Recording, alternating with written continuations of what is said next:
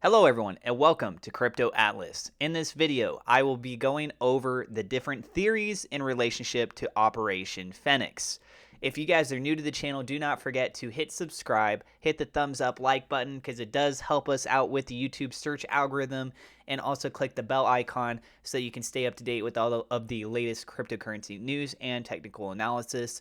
And also guys, at the end of this video, if you do find this valuable, then feel free to share it. That way then other people can see this video and understand what's going on too.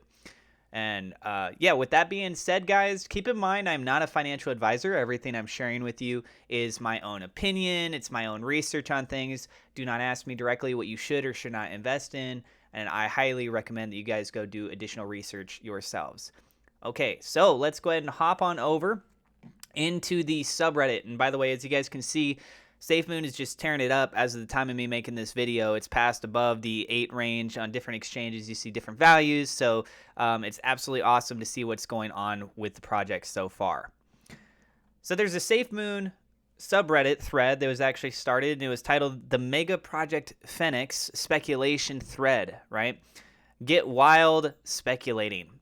I'm going to go ahead and read through some of these main points, and then I will give you guys my own opinion on this as well. And I'll be referencing some certain points during the course of this video to help hopefully justify my theories. So you guys let me know at the comments section down below what you guys think. Do you agree or disagree with me, etc.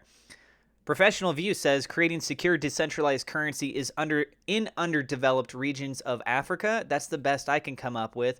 Big potential if it's true. The utility we've been looking for to get the coin to take off. Curious as to what the intentional misspelling of Pheonix represents, or Phoenix. Not seeing much on simple Google searches of the word.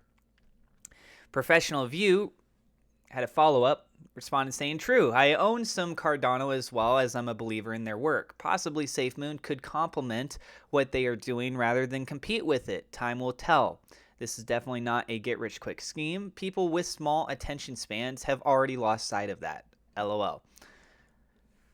Further response from him or her, whoever. Personally, I would love that, right? The whole fuel for the fire element, where Cardano could potentially be the fire. Personally, I would love that. I don't know enough about the inner workings of Cardano and any potential inefficiencies to know what the function would be, but clearly they have something in mind, which I think gives everyone some sense of relief.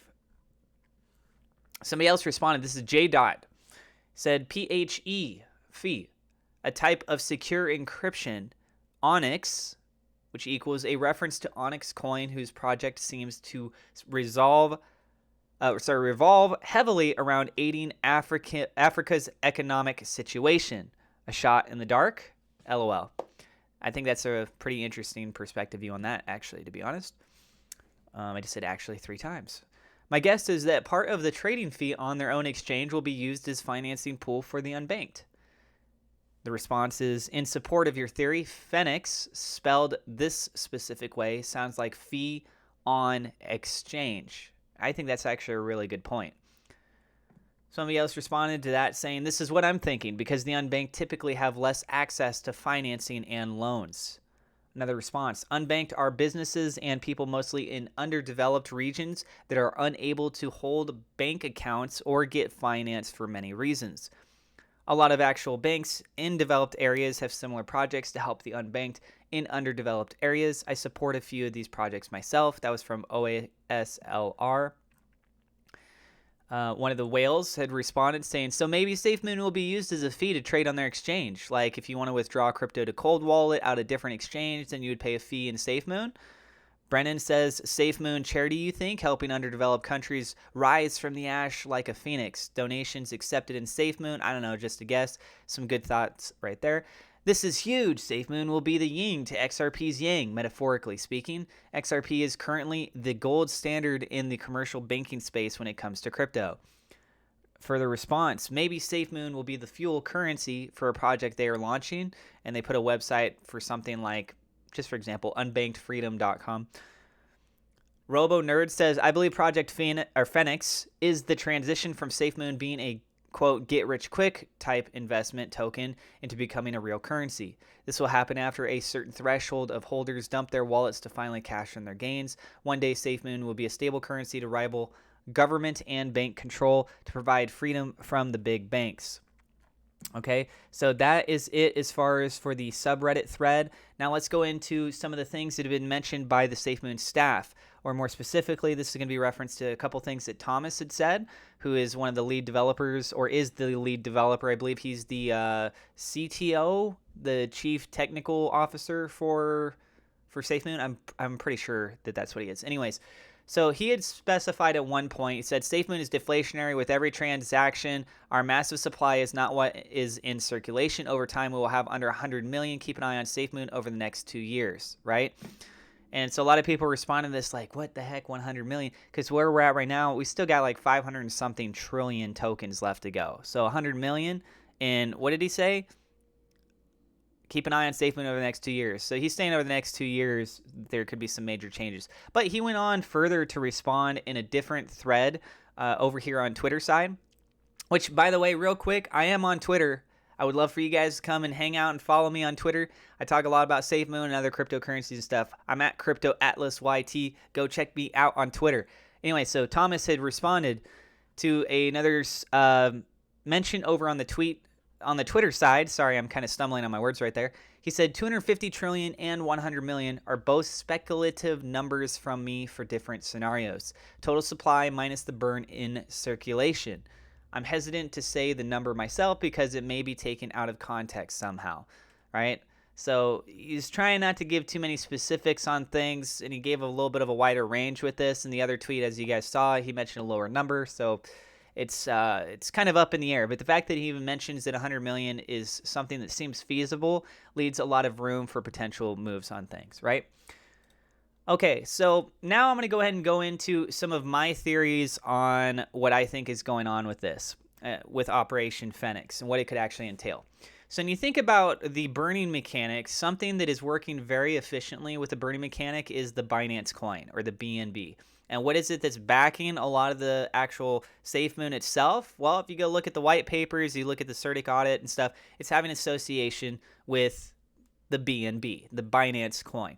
So from time to time, the Binance coin is actually manually burned. The big difference between that and with what is going on with SafeMoon is automated, right? So you get that 10% transactional fee that happens with every transaction that you do. 5% of that is automated in getting burned. So just keep that in mind, right?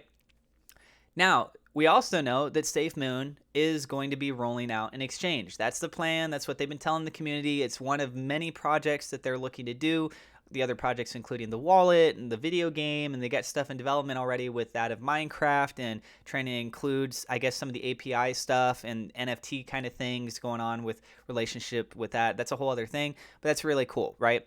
So with Operation Pheonix, in my opinion, I think that we could very well see it have a strong relationship with that of the exchange. I think that's essentially on everyone's radar, the biggest given, right, is that it's going to have something in relationship with the exchange. A lot of people are speculating behind the idea that we could also see the token to be used as a form of reduction in fees. So this is something that we also see with that of Binance. Here's a perfect example. This is literally from Binance's fee schedule. So, for example, you got different VIP type levels, but if you do have some BNB for the maker-taker fee, then you can actually see that there's a discount. So it's 25% off. These are the different rates. It's a lower rate than compared to normal. And then in addition to that, they got the BNB referral, 25% off, kickback 20%. So it gives you just even a little bit more, right? So there's actually a benefit if you're doing other cryptocurrencies by holding on to the SafeMoon itself. And that gives it one of its sort of like a proof of stake. It's got a little bit of a mechanic kind of like that. You're holding on to it, and you're getting rewarded for the fact that you're holding on to it. So it's something along those kinds of lines, right? And I think that that's something that seems very feasible that we could see happening with the project itself. And why do I have this up? I think that was an old thing. So some other things that I want to point out to you guys that I thought was really interesting is stuff that they said in their last AMA. So I'm going to go ahead and let you guys listen to this, but he specifies talking about token swaps. He says swaps. Listen to this. Yeah. So the LP is a tool that makes it allows SafeMoon to have smoother trades because That's what it is. It allows SafeMoon to have smoother trades, helps with stability, helps with a lot of different technical aspects. Yes. So Liquidity is very important when it comes to, an order book essentially. Yes. It's an integral part to cryptocurrency trading and swaps and everything in between, really. Yeah. So it's kind of similar, going back to when people said, when are you going to burn 100% of the tokens? Too much of anything is a good thing, and in that scenario, SafeMoon would cease to exist. Well, bad thing. Too much of anything is a bad thing. Sorry, a bad thing I meant to say. Yeah. Okay, so there you go, right? So the point behind this is he does mention the word swaps. It wasn't something that we even really see going on currently, and the fact that he brings that up makes it sound like it's a feasible position to be referenced. So liquidity that goes on with SafeMoon, which there is a liquidity pool, right? And another thing that's been hinted at within the Discord is a question. It says, well, what happens when you get 110% of the liquidity pool in value compared to, say, that of what is currently in the market cap? And doing a little bit of research, one of the things that I could find is that liquidity is something that's essentially a good fundamental for banking. And they were already mentioning right here that it's really good to have for the exchanges. And a lot of the exchanges, they actually require that you have liquidity set up to even be able to get associated with the exchange itself.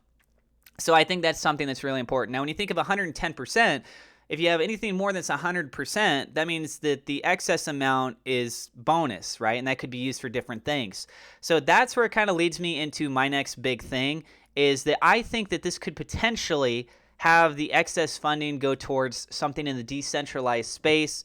For example, like BlockFi, which, by the way, I do have an affiliate link. And if you guys want to use that, you can use it in the description. You can earn up to a bonus $250 in bonus cryptocurrency by using my affiliate link, and that's awesome, right? So basically how this works, in short, is that you can put up collateral and you can take out a financial loan, right? So normally what you would do is go to something like BlockFi and you'd say, hey, I'm going to give you some Bitcoin and I need $10,000, right? So here's my interest rate. I've got this amount of time that I want to be able to have until I pay it off. So of course you have interest every day. So the longer the amount of days that you need in order to pay it off, the more you're going to have to pay off in the end, right? So if you don't pay that off, they keep your collateral. That's how that works. But there's no going to the bank. There's no trying to show them your credit score and your proof of work and trying to find a buddy who's just kind of pulling a favor. None of that is there. You're eliminating the whole process when you get into things like, for example, BlockFi or with DeFi space. So having an extra 10% off of the liquidity side gives them room to, as leverage, to do different things. And the mention of Africa and providing, its freedom for the unbanked. If you look at places in Africa, one of the issues that's going on right now is the fact that they don't really have many banking systems, right? But what's also interesting is a lot of them are getting phones and they have internet access. So the beauty of cryptocurrency, which we're primarily seeing happen with, for example, Bitcoin, is the opportunity to be able to essentially become your own bank. That's one of the key elements to it. So it allows developing countries to start to fast track to getting caught up with the rest of the world. And this is something that's important because we're all in this together. We only have one world. We're all one race, right? We're all humans. That's what it comes down to. You might have different ethnicities, but that doesn't separate the fact that we're all humans. We all have rights. And I think that this could pertain to something like that, to where you could have enough of the liquidity back to it to where the regulators, like, for example, the United States, the SEC, that's really cracking down right now on things like XRP, they're going to be much more lenient to the fact that you have the liquidity to back these sort of projects. So there's minimalizing that of the risk. I think that's something that's so important to really keep an eye out on. So yeah, I think that's a huge element to really keep an eye on. Token swaps, by the way, just a quick side note on that. Token swaps allow companies to fund their goals while relying on external blockchain network and then transfer all their backers to the blockchain when it's finished. So the whole reduction of the coins, right? The idea, the opportunity of it being dropped down to 100 million, like what Thomas was saying, that's something kind of like a reverse split or a reverse stock split or the token swap. I think those functions could potentially play a role in Operation Pheonix, which is, like a phoenix, kind of like rising from the ashes. I think potentially that could pertain to the idea of it reducing its total amount But when you think about it, like even right now, if you got 0.1 SafeMoon, it's a fraction of 1 SafeMoon. Even though 1 SafeMoon seems super small, you could technically derive it into smaller portions. So in theory, if you just kind of bundled a whole bunch of them together, let's say you did like 1,000 to 1, you could call it something else, but its derivative is still the same amount. It's just easier to do for transactional purposes. It's something to keep in mind. I think that could potentially be feasible. That's not necessarily pertaining to burning more tokens. That's just more of associating it with a more realistic whole-based number to associate the full fundamental base points off of, right? And this is an example of something like that, a VeChain token swap. Okay, I think there's also potential, by the way, real quick on the side, that they could end up doing their own blockchain. I mean, Binance does this, right? So if we have like a hard fork or even potentially like soft fork statuses that are going on with the future of this in relationship to Operation Pheonix, I do think that there's a possibility with everything else that SafeMoon is trying to do, with them making their own exchange, we might very well see them make their own blockchain. And so again, Binance has done this themselves. So this is something else that was caught that was really interesting. It's basically the last thing I'm going to kind of touch note on with you guys is about something that was mentioned also in the last AMA that kind of pertains to that of Africa. Why? I think I'm going to let you take over this one. Yeah. So Simplex is a fiat on-ramp provider and also a card provider. But okay, for people who don't know what fiat on-ramp is, basically it's you have dollars, you have euros, you have pounds, you have Dalasi, your Dalasi, your Dalasi, your Dalasi, your Dalasi, Dalasi. So he really stressed over and over and over again the Dalasi, right? And this is from Rice with A over on Twitter site. He said, Gambia connected confirmed. Captain Hoddle mentioned euros, pounds, and Dalasi. The Gambian Dalasi. SafeMoon wallet will function like WeChat wallet in China, but in Africa, instant transfer between wallets with saved payees, QR codes, etc., freedom in the unbank. Okay, so we already know that it's confirmed from the teaser videos that we're going to have the QR type system and that you have like contacts that you could have established, and there's a little bit of personalization with those things. As far as for the WeChat thing, this is his speculation. Is it something that could be possible? I think it could be possible. There's other functions that are already going into the wallet itself, so having some sort of a messaging based type system, I think it's potentially possible too. But again, it's another one of those things that was just barely briefly mentioned that could potentially play a bigger role in the bigger picture. Okay, so I'm going to go and wrap up the video there, guys. Let me know what you guys think that Operation Pheonix is and how it's going to work. Is it going to pertain to these things or something else? Tell us in the comments down below. If you agree with the thoughts that I had or disagree, etc. If you're new to the channel, don't forget to hit subscribe. Hit the thumbs up like button, guys. Every like, an angel gets its wings. I don't know. Click the bell icon so you know whenever we got a new video. And if you can share this video, then please go share the video on Twitter, on Facebook, on Reddit, Discord, Pinterest. I don't think you can do that one. Anyways, thank you guys so much, and I'll see you guys in the next episode. Pinterest.